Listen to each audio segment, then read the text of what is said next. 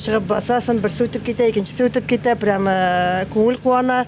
Мындай неге, мындай бақытта була екен деп. Яңа автобусларны пассажирлар зарыгып көткән, мындай күренешне күптәннән күргән юк диләр Түбән Камаллылар. Әлегә 50 автобусның 32-се генә маршрутка чыккан, чөнки шоферлар һәм кондукторлар җитми. Сейчас все усовершенствует уже. Хәзер барысы да бик уңайлы, автобуслар яңа, җылы, хезмәт хакын әле алмадык. Арттырабыз дип вәгъдә иткәннәр иде. Әнис Фәзриевка эшләве җайлы. Бүген ул автобус йөртүче генә. Башка хезмәттәшләренә кондуктор эшен дә башкарырга кирәк. Ничек телисең, шулай өлгер. Хәзер башкарма комитет белән автотранспорт предприятиесе җитәкчелеге бу проблеманы хәл итү юлын эзли.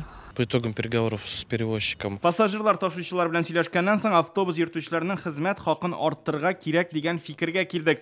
Моңа кадәр алар 45 мең сум алса, быелдан 50 мең сум түләнәчәк. 1000 рублей на руки. Хәзер яңа техникада 70 автобус йөртүче һәм 20 кондуктор эшли. Рейслар арасы 7-8 минутлык булсын өчен 100 шоферга 50 кондуктор кирәк. Бір автобусга 2-2 водитель булырга тиеш. 50 автобус булгач, значит 100 водитель кирәк.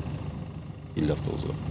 Нормально эшләр өчен, чтобы эш сәгате аларның әгәр чыксын, жалкында бирергә, отпусклар вакытында бирер өчен. Әлегә автобусны тукталышларда 15 минуттан ярты сәгатькә кадәр көтәргә туры килә. Яңа микрорайонда җәмәгать транспорты тагын да сирәгрәк йөри. Шулай да Түбән Камаллылар зарланмый. Үзгәрешләр сизәбез. Прямо остановкада узак тормыйбыз. Рәхмәт бик зур. Менә мин 10 минутта тормадым, тигендәрне кырыйында. 34 кетті, 59 кетті, 25 келді.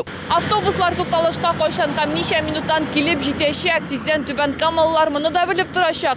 Бары тик махсус кушымта гына урнаштырырга кирәк. Пассажирлар уңайлылыгы өчен борт навигациясе системасы гыйнвар ахырында кулланыла башлый. Түбән Камадан Гөлнара Миңнеханова, Александр Лихачев, Яңа гасыр каналы.